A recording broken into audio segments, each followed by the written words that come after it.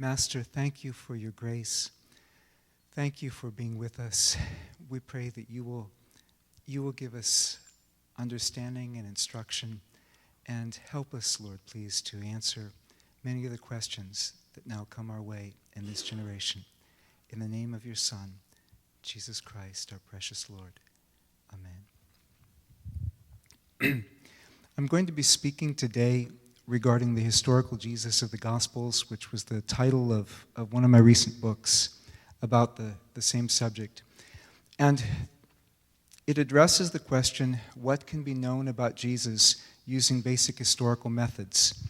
Now, of course, we know a lot more about Jesus than that, but what can we know using basic historical methods? That's important because there are a lot of objections that are being raised to it today. If you spend much time on the internet looking at certain subjects, you'll see that the new atheists are blogging regularly, most of them with more bluster than historical expertise. And in contrast to some other kinds of atheists, they are out to convert your flock, or at least some of them are out to convert your flock. And yet, atheists can become Christians too. I was an atheist before my conversion, and God loves atheists. He loves everybody. So we need, though, to be able to answer the questions that they raise. And it's not just the atheists, but also less radically the Jesus Seminar, which had, especially when the media was watching, they were voting with marbles on which sayings of Jesus were authentic. And they often appeared in media interviews and so on, sometimes as if they were speaking for the whole of biblical scholarship, when in fact they were speaking for a certain faction of biblical scholarship. So what will you tell members of your congregation if they ask you about things that they saw on television? That the Jesus Seminar has lost its marbles? And I've had people ask me questions about this who didn't know that I was a scholar. They just knew that I was a minister, and they asked me.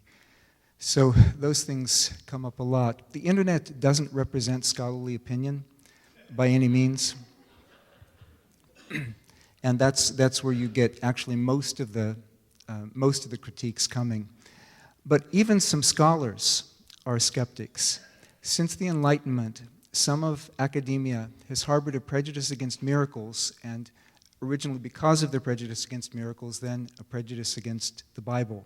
We'll address miracles in much more detail tomorrow, but today we're going to look at some other issues in what we can know about Jesus based on historical means. I'm going to be skipping a lot of material. The book was 700 or 800 pages, and they told me I have to finish before supper, which, when did you say that was, 12? No. So I'm going to be skipping a lot of material. I'm not going to go into the extra biblical sources, of which there are a number, but they're kind of limited in what information they include. We're going to be looking especially at the genre of the Gospels and what we can know from the Gospels. A single volume work about a single historical person, somebody in antiquity who came across such a work, would have a category for that. And the category was the category of ancient biography. And particularly when they see several of these Gospels and they see the overlap among these sources, they would see that as a biography. Now, scholars for a long time, for much of the 20th century, were arguing that the Gospels were not biographies, as had often been thought, because they differed from modern biographies. They were correct that they differed from modern biographies, but in recent decades, scholars have recognized, well, actually, if you compare them with ancient biographies, they compare pretty well. There are differences between ancient and modern biographies. Modern biographies, for example, are usually in chronological order, whereas with ancient biographies, the sequence didn't matter as much. Obviously, you would put the person's birth before their life and their life before their death, but a lot of other things could be in different sequence. So it's not surprising that in Matthew, for example, we have things in a different sequence than you find them in Mark and in Luke. Usually modern biographies start early in the person's life. Ancient biographies often would start with the person's adult career, which is what you have after the preface in Mark and in John. ancient biographies were also more selective. They had to get everything into one volume, and the volumes back then were shorter than they are today. The Gospels fit the genre of ancient biographies because this was almost the only kind of work focused on a single character. Also, it fell into the particular range of length that we have represented in the Gospels. And again, they often started with a person's adult career. Biographies usually included both positive and negative elements, except when they were dealing with a very exceptional person. Of course, if you think you're dealing with God in the flesh, obviously you'll be much more positive.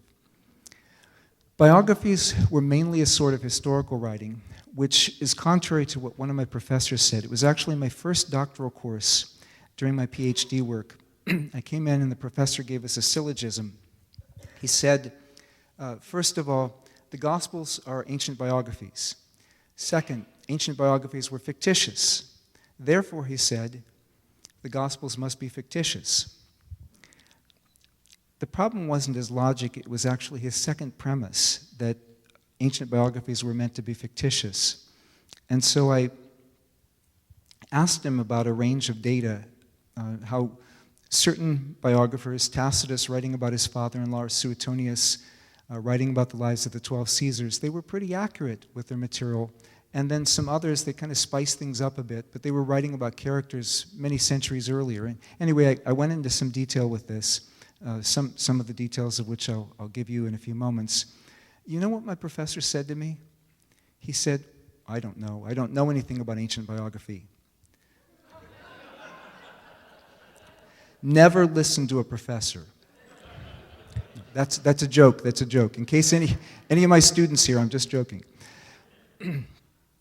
But novels existed, but they were a very different kind of genre. Their heyday actually is the late 2nd and early 3rd century.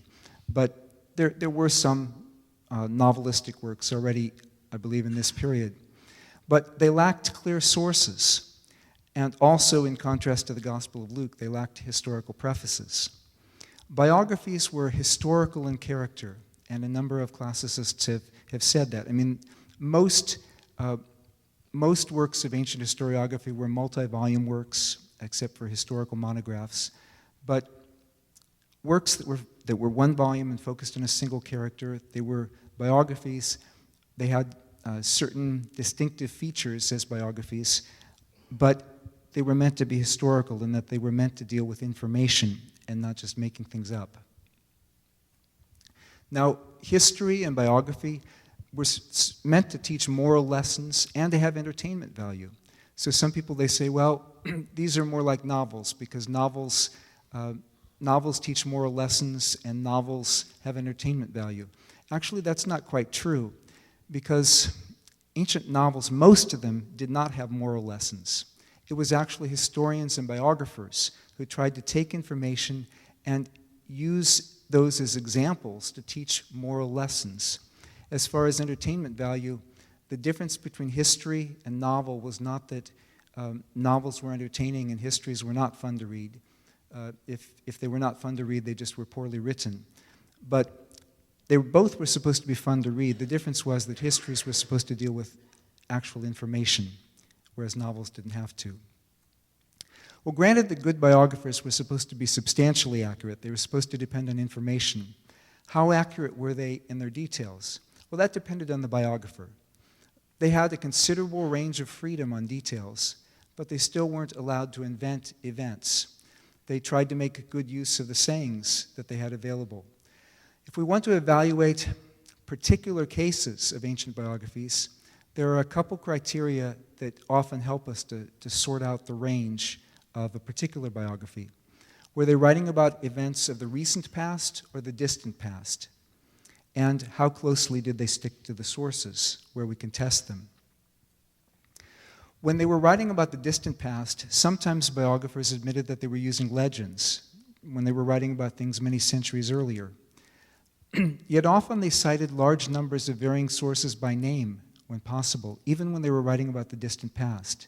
And many critically evaluated their sources. I recall reading at one point that they were doing excavations in Rome and they found out that beneath one of the earliest hills of of the original founding of Rome, they found a graveyard. And immediately my mind went back to a very ancient legend from the distant past that's reported in some Roman historians, that when they started digging the city, they found a freshly severed head. Well, I don't know if the head was actually freshly severed, but the fact that they found a head under there, I mean, we'd always assumed that was legend, but if they built the city on a graveyard, actually there may be some historical foundation even to that legend hundreds of years later. But in any case, some things are harder to evaluate. Sometimes people will say, we don't know very much about Jesus because the Gospels are written a generation later. And a generation later, everybody would have forgotten everything. For those of you who are at least a generation old like myself, I find that kind of insulting. But but you ask these same people, well, what about Alexander the Great? Do you think we know anything about Alexander? And they'll say, oh, yes, we know much about Alexander.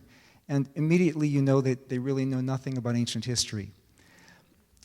Our best surviving source on Alexander the Great is Arrian, writing over 400 years later than Alexander the Great, who lived 356 to 323 BC.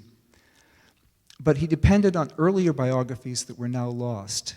So you could have a writer who could be substantially accurate, or at least give you a lot of accurate information, centuries later if the writer were depending on earlier sources.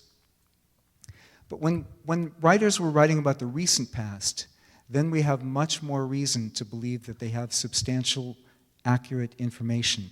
They often depended on, or were themselves eyewitnesses, or had interviewed eyewitnesses. There was a range of historical reliability. Plutarch and Livy, on one hand, felt free to spice things up some. They wrote about figures who lived many centuries before them. On the other hand, Tacitus and Suetonius stuck closely to their sources. Sometimes they stuck too closely to their sources. Any dirt that Suetonius had on Nero immediately went into his book. He didn't like Nero very much.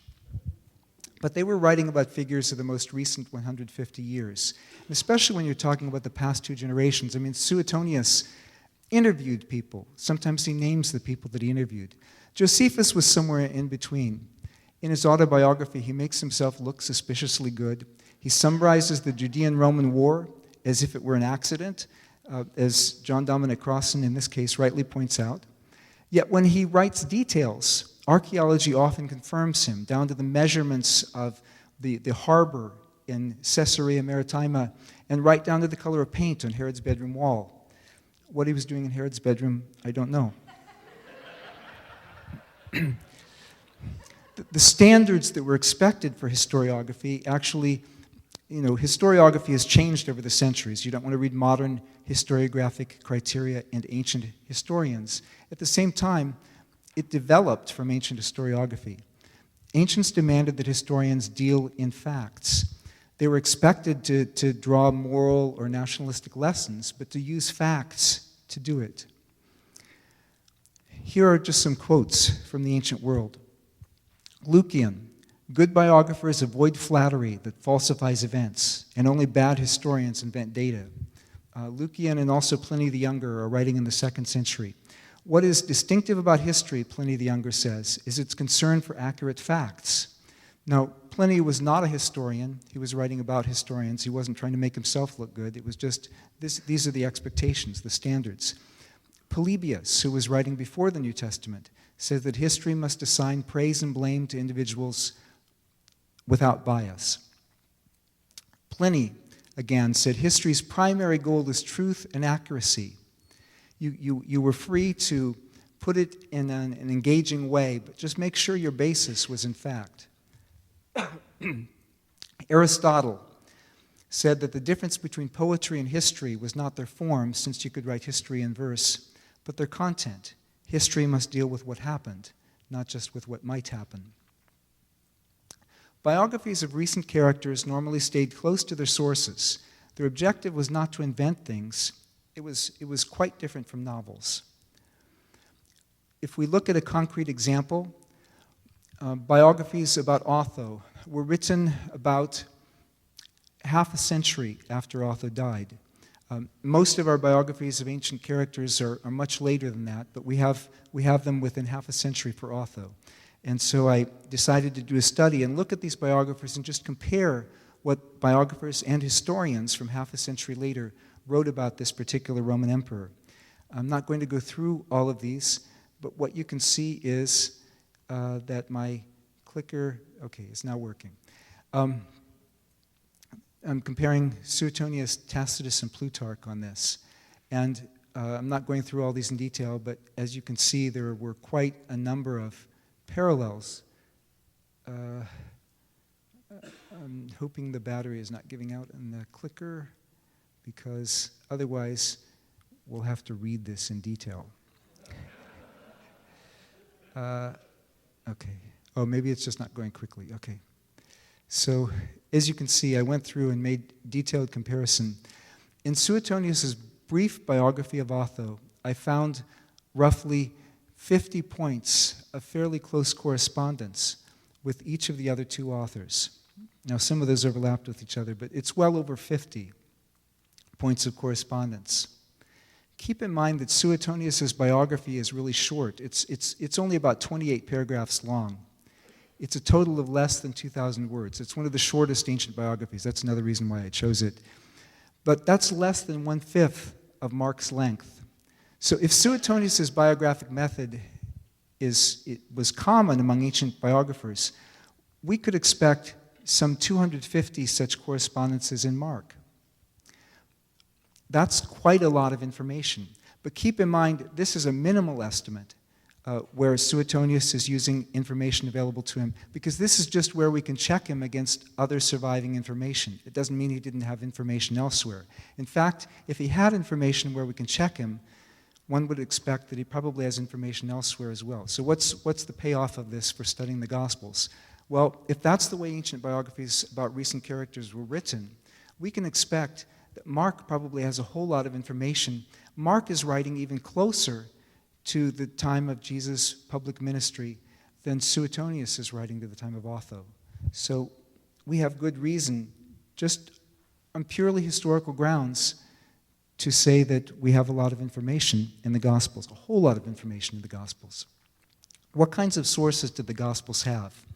Well, I won't go into this in detail, because most of you probably got this a long time ago, but the Gospels didn't copy the ways we do today. They didn't have copy machines, they didn't have PDFs or anything like that. But almost everyone acknowledges that Matthew, Mark, and Luke are closely related. That's why they are called synoptic Gospels. John says the world itself couldn't contain all the books that would be written. Despite that, despite all the information that must have been available about Jesus, they overlap to such a great degree, we have to see that there must be a dependence there in some sense. Well, Matthew and Luke probably draw on the second and third level of the sources below, on Mark and Q. If Matthew was an eyewitness, or John was an eyewitness, which I think may work, but that's another subject, they also draw on the first level. Sometimes people have gotten too speculative regarding what kinds of sources there were, but at least we know that there were sources. Now, that's not to deny that the Gospels have differences. They clearly and undeniably have differences. Jesus cursed a fig tree. In Mark, he went and cleansed the temple. They came back and found the fig tree withered. Jesus gave a lesson on faith. In Matthew, Jesus cursed a fig tree. The tree withered at once, and Jesus gave a lesson on faith, and then went in and cleansed the temple. So which is it? Or is it both? Did Jesus curse two fig trees? One of them withered at once, and the disciples said, "Wow," and Jesus gave a lesson on faith. Went in and cleansed the temple, came back, and they found the other fig tree withered, and the disciples said, "Wow," again, and Jesus gave the same lesson on faith. Personally, I think that's really stretching it. But you don't have to worry about that, because these kinds of variations were just considered matters of arrangement. These were well within what we find in ancient biography. So again, if we're judging it by the standards of how biography was written in the first century, this is nothing surprising. In fact, the divergences we have in two accounts by the same person, Josephus, writing about events from the Jewish war in his book about the Jewish war and in his autobiography, diverge much more than what we have Matthew diverging from Mark. Some of the other differences in the Gospels reflect the same kinds of techniques that we find among ancient biographers. For example, in Luke, the centurion sends messengers to Jesus. He says, I didn't count myself worthy to come to you. Or in Mark, Jairus sends messengers. Jairus comes to Jesus, but his daughter hasn't yet died, and then messengers come and report that his daughter has died. Well, in Matthew, the messengers aren't there. It's just direct action. Well, does that mean that Matthew falsified the information? That's how some skeptics view the way this is done. But these were simply standard biographic techniques.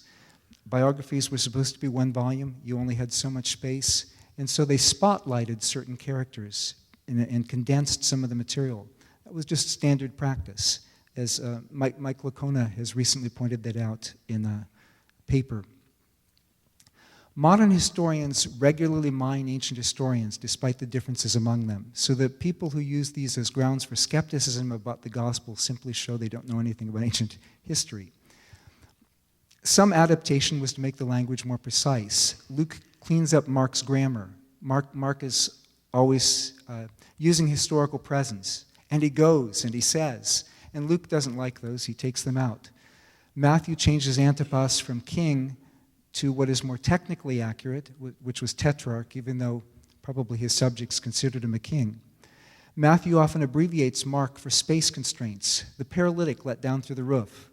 Well, is it, in Mark, the paralytic is let down through the roof. That's part of the excitement of the story. In Matthew, it leaves out the roof scene. Why? Is Matthew protesting against the destruction of private property? Maybe, but maybe he's just condensing the story because he needed it to be shorter to get all his material into one volume. Well, some of you have been saying, when is he going to get to his text? All right, now I'm at a text. Luke chapter 1, verses 1 through 4, tells us much about the sources that were available to Luke. And Luke mentions these up front because Luke was actually concerned about these kinds of questions that people often raise. Luke tells us about the availability of written sources in verse 1. And by the way, this is just an outline, so we'll come back and do these in more detail, some of them more than others. Oral sources from eyewitnesses in verse 2. Luke confirmed this with his own investigations. He talks about that in verse 3. In verse 4, Luke couldn't fudge, since the material was already widely known in the early church. How many of you, by the way, remember my lecture on paleobotany last week? None of you remember? It's hard for me to fool you into thinking you heard my lecture on paleobotany, since in fact none of you heard it, and since in fact I didn't give it. Well, why would Luke appeal to Theophilus and say, I'm confirming the things you already know about, if these weren't things that Theophilus had already heard about? That's another argument in favor of it in verse 4. Luke wrote somewhere probably between 60 and 90. Actually, the variation in dates that have been proposed are much wider than that. Some scholars have argued for the 2nd century, but if you want, that's still a minority view. If you want my arguments against that, they're in the introduction to my Acts commentary. But the majority of scholars have argued between 60 and 90. 70 to 90 is the largest group. The second largest group is 60 to 70. I usually estimate a date in the mid-70s, but whatever the date may be, let's just estimate it's at least 4 decades,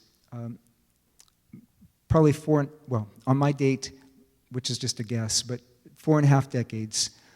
But by the time Luke writes, there are already a lot of things in circulation. Notice verse 1. Many have undertaken to draw up an account of the things that have been fulfilled among us. Does that mean one person? 2 people? At least means 3 people, probably a lot more than that, though. Which isn't surprising, because people did write down biographies often soon after, even though most of them from antiquity haven't survived. This means that many had written about Jesus' life and teachings within 4 decades of the events. And the next line should say 4 decades, or the events of 4 decades before us, shrouded in amnesia. I'm a professor, and we're notoriously absent-minded. What year is this? Can't keep track of it. It keeps changing. Okay, 2014. So what would be 40 years ago? Would that be like 1969, thereabouts? 74? Okay. Okay. I was thinking I was thinking 45 years. That's right. I'm a professor. Just overlook it. So, what was going on in that time frame? What were some major events? Okay. What if someone told you those things didn't really happen? What if somebody told you that memory is so fallible that you can't really trust that those things happened? Were any of you around in that period? Some of you don't want to raise your hands. Those of you who weren't around yet, do you know anybody who was around then? I mean, it's still within living memory of the eyewitnesses. If we didn't forget everything from 45 years ago, why do we have to assume that the disciples would have forgotten everything in 45 years? It's a rather amazing assumption that people make about memory.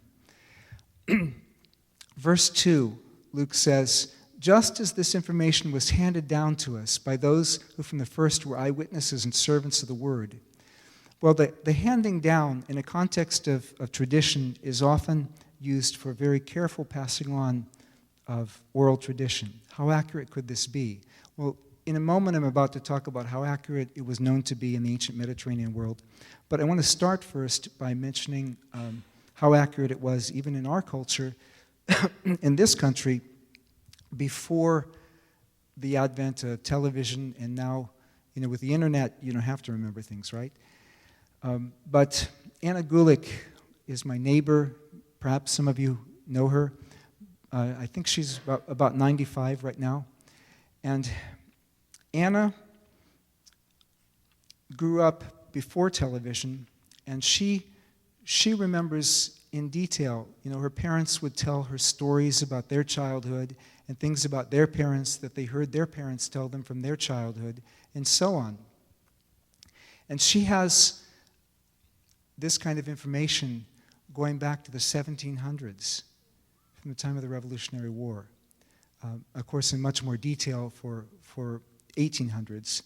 But oral memory can be preserved in a variety of cultures. How accurate was it in antiquity? Well, here's another outline, a sub-outline. We need to look at memorization in antiquity. That's where I'm going to spend most of this time. The possibility of notes, the evidence for Aramaic rhythm in the Gospels, and the prominence of eyewitnesses in the church. The exclusively oral period before things began to be written down can't be more than a generation. Mark is usually dated 34 to 45 years after Jesus' public ministry. I tend toward the 34, but anywhere in that range, usually on average about 40 years. Oral material was often added later than this because it continued to circulate, and so people still had access to it. But even though oral material could still be added later, some things had already begun to be written down within the first generation. Well, how good was memorization back then? Here's a sub-outline of what I want to talk about. There were storytellers who could tell stories for hours in length. There were orators who could orate for a couple hours, and unlike me, they weren't cheating and looking at their PowerPoint. You had those who were, elementary education emphasized memorization, so that was also a big issue for anybody who had even elementary education. Disciples of teachers, which was a more advanced level of education, their primary responsibility was to remember what their teachers taught them. And then often these things were written down by disciples or disciples of disciples. So looking at some of these in more detail, you had bards. Some people have said, well, only the intellectuals were really trained in memory skills. That's not at all true. These bards were often illiterate. But how many of you have seen the Iliad or the Odyssey? these bards memorized the entire Iliad and the entire Odyssey. They could vary them some for when they were performing them, they were reciting them, but they could also return back to the original. They memorized them very carefully, orally. And that's still done in some cultures today. You have people who can memorize the Quran who don't speak a word of Arabic, but they memorize it in Arabic because it's important to them to do so. Carefully trained memories, some examples of this. These are from people who were more educated. But Seneca complains, I'm old now. This is Seneca the Elder. I'm old now, and I can't do the feats of memory I could do when I was younger. Like when I was younger, I could repeat back 2,000 names in exactly the sequence in which I just heard them. Imagine that. Or recite up to 200 verses given to me in reverse. He said, but now I'm old. My memory isn't so good. So after he's apologized, started out with this apology, he says, now, I went to rhetoric school. I went to professional public speaking school with some of the best orators of this past generation. And here are their practice speeches that I heard them give during oratory school. And he summarizes about 100 of those practice speeches from his peers from a generation earlier.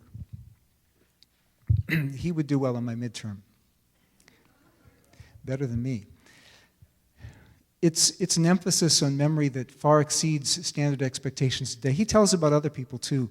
Somebody who went to an auction and at the end of the day could repeat back every item that was sold, the price for which it was sold, and the person to whom it was sold from memory with no notes. Or another person who went to a poetry reading and the person who wrote the poem was reading their poem, and when they finished, the person in the back jumped up and said, "That's my poem. You stole my poem. That's plagiarism." And the person up front said, well, no, I wrote this poem. The person in the back said, "I can prove that you stole my poem. I can repeat it back from memory." And proceeded to repeat it back from memory. And just when the person up front was really panicked, the person in the back said, "Nah, just joking. I just wanted to show you how good my memory was. I memorized it while you were reading it." One of the 5 basic tasks of oratory was to learn the speech by heart in preparation for delivery. Keep in mind these speeches were sometimes a couple hours long. And students, as they were trained to be orators, would be trained in this. And hearers who had any kind of rhetorical training could actually recall elements of speeches. Now, disciples in general were supposed to very accurately remember what they've been taught. This kind of memory would be most relevant for the first generation or two. But school settings would be the place where memory would be learned the most, and that is relevant for disciples. Most of the church's early leaders were, guess what? Disciples of Jesus. So they had learned from Jesus in a discipleship setting, and they would be expected to remember his teachings. Why should people be skeptical about Jesus' disciples, but not about other people's disciples in antiquity? It's not that we have a Christian bias to believe the Gospels. It's that the people who attack the credibility of the Gospels are actually working from a bias that they don't apply to other ancient sources. Well, some of them are. Actually, most of them don't know the other ancient sources. It's not deliberate. But anyway, the most widespread feature of ancient education was memory skills. And some people have said, well, some of the evidence is too late. Well, some of the evidence is late, but some of the evidence is centuries earlier, too. I mean, you have a whole span of evidence, and people sometimes try to get around it by picking on one set of the evidence. The basic level was especially memorizing the sayings of famous teachers. Students also would memorize examples. At higher education, in your mid-teens, which is probably about the age of most of the disciples, memorizing many speeches and passages useful for speeches would be done if you were in oratorical education. In philosophic education, you'd often memorize the teachings of the original teacher. Philosophic schools, sayings attributed to the founders of Greek schools were transmitted from one generation to the next. Their emphasis could be on texts, but sometimes they were just the words of the founder, learning the words of the founder. And that was encouraged by the founders of the schools themselves, and their teachings often became canonical for their communities. So what we find with the Gospels is what we would expect based on ancient teaching. Many of the schools were rigorous in this. The Pythagoreans were reputed to be the most rigorous. It was said, whether this is true or not, I don't know, but it was often said that before a Pythagorean was allowed to get out of bed the next morning, they had to be able to repeat back everything that they'd been taught the day before. So I'm not a morning person, but tomorrow Tom is going to give you a quiz. No, just joking. And it was a matter of deeds as well as sayings. For instance, students of rabbis would study and emulate their teacher's behavior, and that information would be passed on to subsequent generations, which would also use that and say, okay, well, this must have been all right because such and such a rabbi did it. It was said that one rabbi was getting ready to make love to his wife and found a disciple under his bed. and he said, "What are you doing under my bed?" To which the disciple responded, "It is said that we must learn everything from the example of our teachers. If I find any of you under my bed, you will be in serious trouble." There also was an issue of communal memory. The teacher's former disciples would collectively remember bits and pieces of this, and this is also attested in ancient sources. We speak of chain transmission.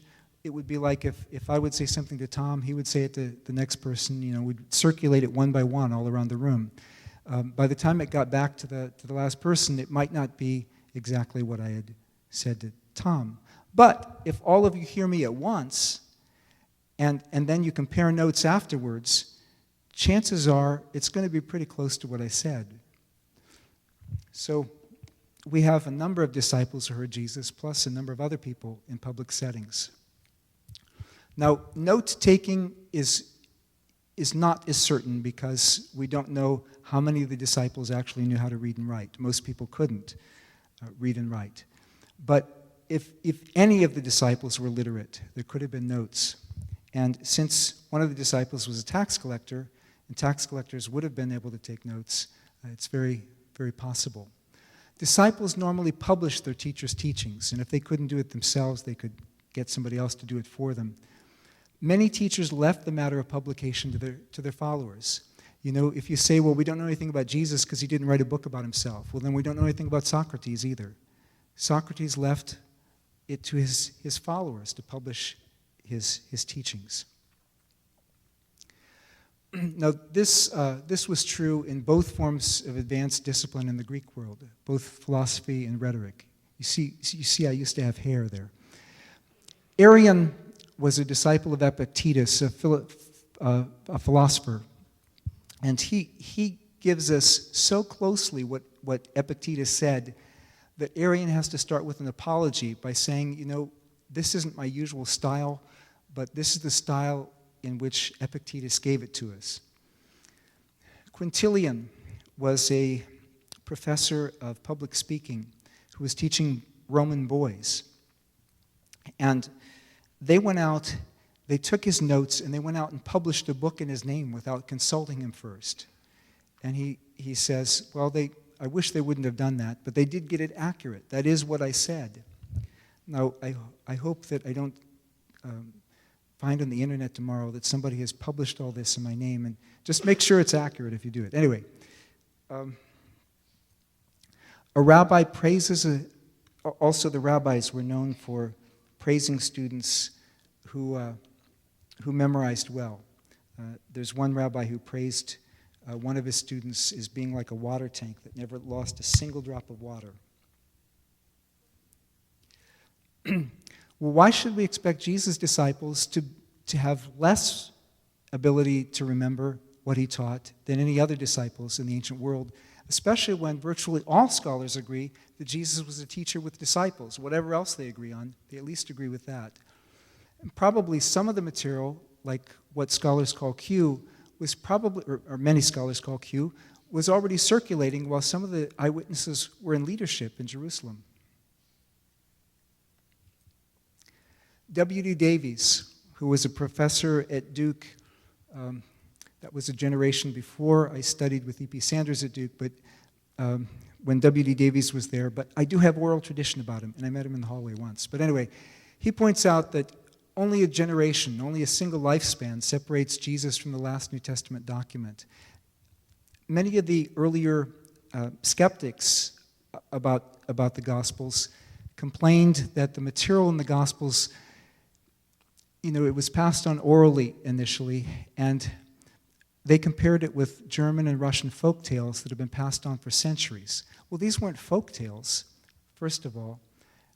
They weren't meant to be fictitious. And secondly, we're not talking about centuries. We're talking about a generation. And so a number of scholars have said you really need to find closer parallels to how oral tradition was passed on. I want to look at some distinctively early traits in the Gospels. The extant Gospels, the ones that we have, they're written in Greek, but they include information from before that stage. They have distinctively Judean and Galilean traditions and Aramaic figures of speech. I'm just going to give you some examples of this. My colleague Ben Witherington, from whom I believe you've already heard and will hear further, has suggested that perhaps 80% of Jesus' sayings, when translated back into Aramaic, have discernible rhythm. Now, it's pretty hard to exactly quantify the amount, but we do have a lot of evidence that Jesus' sayings go back to Aramaic. I mean, for example, Son of Man, or literally the Son of the Man, that doesn't make sense in English. It didn't make sense in Greek either. It's an Aramaic figure of speech that Jesus used regularly. There are a number of examples we could give. For example, removing the beam from one's eye before trying to remove the chip from another's. That was the kind of thing that sages, Palestinian Jewish sages said. It wasn't something from the Greek world. To what shall I compare was a frequent way of introducing a parable by Judean rabbis. So and so is like was also that way. And a number of New Testament scholars, depending on what books you look at, some of them have said, when Jesus gave parables, we believe he gave parables, but the interpretations had to be made up later. Well, actually, if you go back and compare ancient Jewish parables, most of them did have interpretations with them. So there's no reason to think that they would have been made up later. Have any of you heard a prayer that goes something like this? Exalted and hallowed be your great and glorious name, and may your kingdom come speedily and soon. Does that sound at all familiar to anybody? That was from a regularly prayed prayer, the Kaddish. So these are not things that came from the Greek world. These are things that go back to the earliest sources. The question that the Pharisees asked Jesus about divorce was exactly a question in Jesus' own generation between the schools of Hillel and Shammai. It's recorded in Mishnah Gittin 9 and elsewhere. It's from Jesus' own generation. Moving mountains was apparently a Jewish metaphor for accomplishing what was virtually impossible. We have that documented elsewhere. The debate among teachers, which commandment was the greatest. And speaking of a camel going through the eye of a needle, there are a number of Jewish teachers who spoke about something virtually impossible as being an elephant going through the eye of a needle. These were Babylonian Jewish teachers. In Judea, the largest animal they could use was a camel.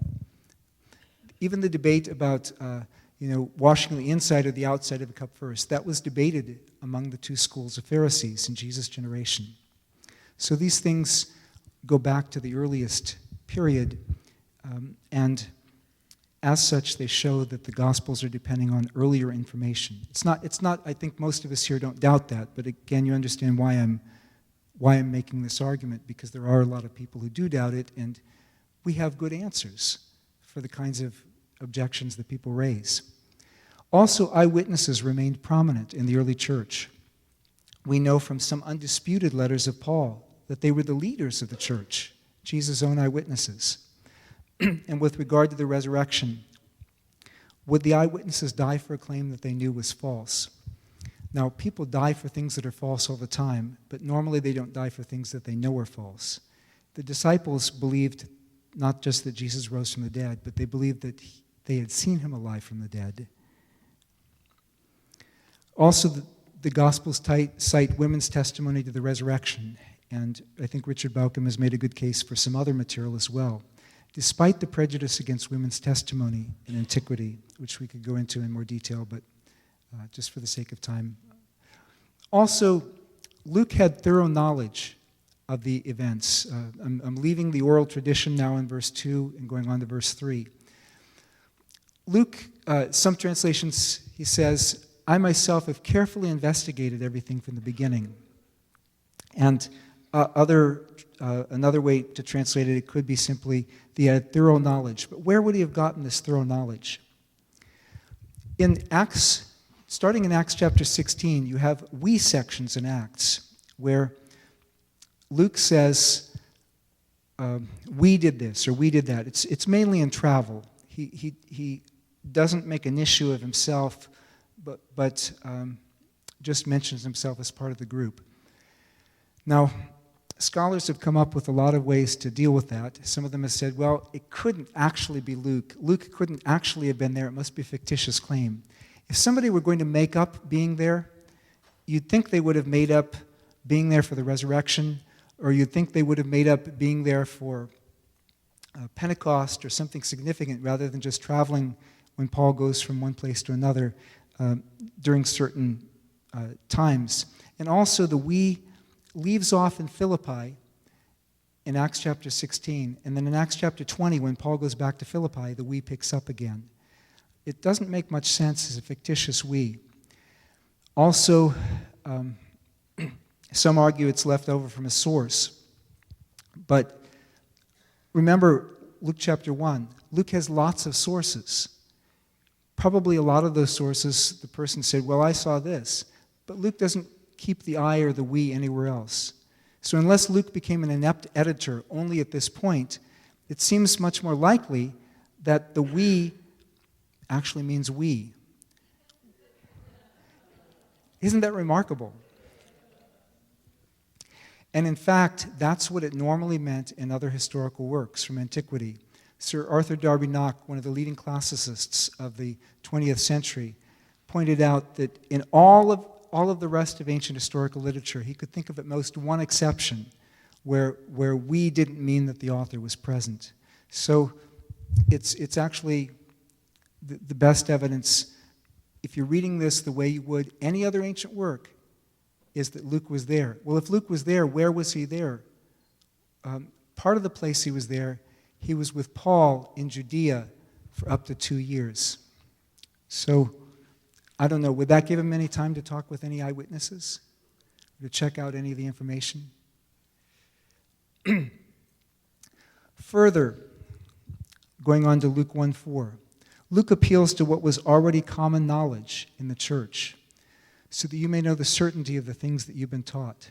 Again, you don't normally make up things that contradict what your hearers already knew, like my paleobotany lecture last week. It's just like when Paul claims witnesses for the resurrection that people could check out if they wanted to. He cites his audience's knowledge of his miracles, those who had seen his miracles. He appeals to that in 2 Corinthians 12:12. If somebody were going to make up information in the Gospels, you'd think they would have made up things relevant to their own time. I mean, what were some of the central debates in the early church? Things like, well, do Gentiles have to be circumcised or not? But you know nowhere in Jesus' teachings that are recorded in the Gospels does it address that issue at all. So we don't have reason to think that the early church made up sayings of Jesus to fit their own agendas. Paul, the earliest New Testament writer, sometimes attests what we have in the Synoptics, in actually a number of cases. Jesus' end-time teachings, the divorce saying, and so on. I deal with these in more detail elsewhere. By the way, in the picture, the ones who are going up with their briefcases, these are the very studious people from the Ministries Conference who just want to study everything afterwards, no matter what. Okay. So, Paul distinguishes between what Jesus actually said and his extension. Well, what Jesus dealt with was no divorce. Paul said, but Jesus didn't deal with this kind of situation, so let me qualify it for this kind of situation. He makes a distinction between his teaching and Jesus' teaching. So if writers were freely inventing stories, we wouldn't have so much overlap. It would be much more like ancient novels, which it's not. First century Gospels are our only extensive source. We have some other things that people call Gospels, but the apocryphal Gospels date mainly from the late 2nd and early 3rd centuries, and these are very much like novels. Nothing wrong with a novel, but just don't confuse them with a biography. And Gnostic Gospels, probably our earliest is the Gospel of Thomas from the mid-2nd century. No offense. And most of the Gnostic Gospels are much later than that, and they aren't even in type related to the Gospels that we have in the New Testament. It would be great. May not make it into the canon, but if New Testament scholars ever found another first century gospel, we would be so thrilled to have more historical information to look at. But as much as we would be thrilled, we don't have any other first century biographies of Jesus surviving today except for the 4 that we have in the New Testament. So no one can talk responsibly about what history says about Jesus without looking especially at the Gospels, which are our best source. Now, I don't know how many of you like history. I didn't want to ask you before I started because just in case you didn't like history, but how many of you like history? Oh, good, most of you like history. How many of you like miracles? Okay. Miracles are a little more engaging than history. So if you were bored today, tomorrow we're going to be looking at miracles, and that should keep everybody excited, even if you're still digesting lunch. Is there time for any questions? Just a little bit? Okay. Because I know we started a little bit late. I'll let you handle it. Just a few questions if you have any. Yes, sir.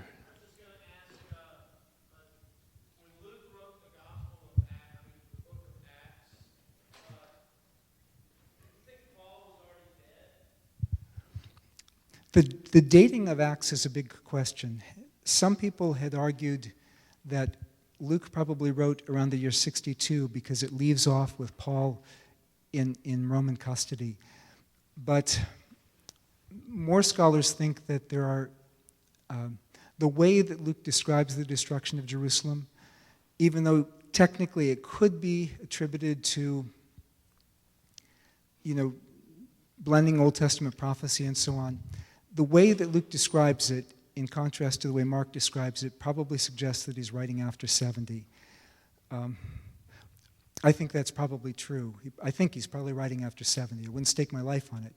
But something else that I think is interesting is the final quarter of Acts, the entire final quarter of Acts, Paul is in Roman custody. It's the most detailed part of Acts. Why is Luke so focused on that? And you look at the charges against Paul. In Acts 24:5, it says that Paul was charged with sedition, with stirring unrest, with stirring riots everywhere. Well, then you go back through the rest of the Pauline section of Acts, and you see riot in Philippi, riot in Thessalonica. You've got a riot in Ephesus, finally a riot in Jerusalem, and unrest in other places surrounding Paul, Damascus and elsewhere. What does that tell us? If Luke is defending the legacy of Paul, if he's writing a lot later, he could just leave all that stuff out. But he's writing at a time when those are still live issues, when people in Ephesus, people in Thessalonica and elsewhere are giving problems to the churches there, saying, well, look at what happened when your founder was here. So I think that because of what it's responding to, that just like you have this repeated affirmation of Jesus' innocence at the end of Luke's gospel, you have this repeated affirmation of Paul's innocence, and you also have within the narratives an explanation of why these riots happened. They weren't caused by Paul. I think that this was because it was still a live issue. So I think it has to be somewhere within very recent memory of these things happening. So that's why I think maybe the 70s.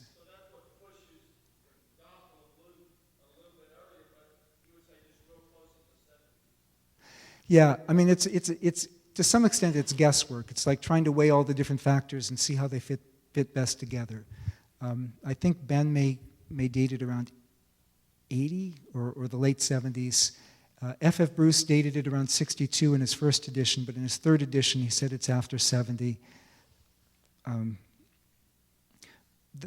The majority range, I think, is still 70 to 90, and second is the 60s, and then third is the 90s, and then those who are dated to the early second century, that minority is actually increasing, but I think there's still a minority view. What exactly is the Q source?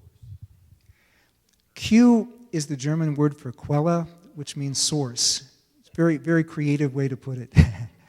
But scholars noticed that besides what they share with Mark, I mean, like 90% of Mark's material is in Matthew, even though it's condensed in many places. Besides what they share with Mark, Matthew and Luke also share some common material. Now, there's more than one way to explain that. A number of good scholars, they think that Luke used Matthew.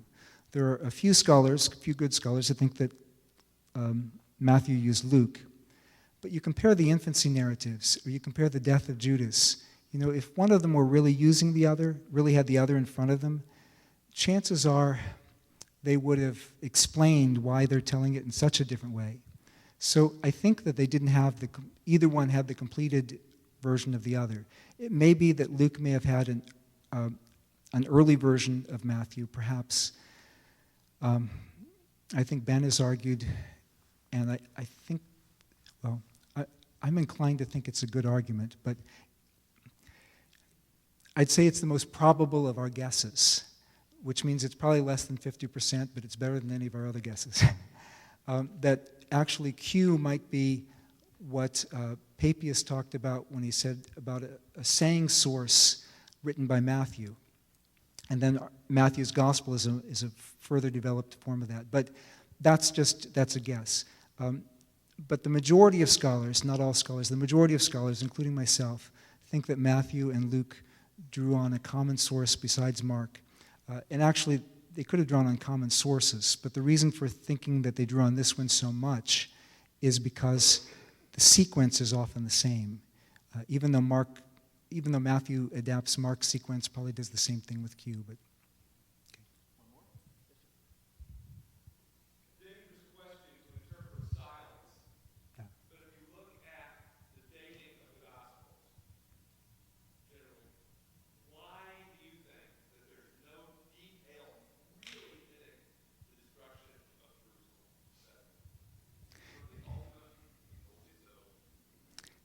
well,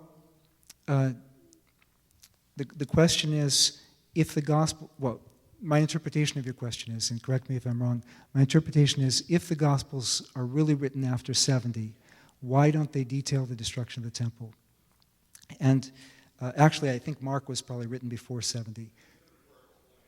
Yeah. But I think a couple answers. One is the issue of how much we argue from silence, because Richard Purvo, who actually, we disagree on the date of Acts, but one of his arguments, I think, for not using that as a dating for before 70, I think is pretty good. He compares some modern works that are written describing an earlier period, and like one of them was written after World War I, but you know, it doesn't mention World War I. So we say, oh, well, maybe it wasn't written after World War I. So the argument from silence is one issue, but the other is that I think the other Gospels do deal with it. Well, certainly Matthew and Luke, the destruction of the temple, I think, is there, even though it's presented as prophecy. They're not going to present it as something that happened, because their narrative ends before that.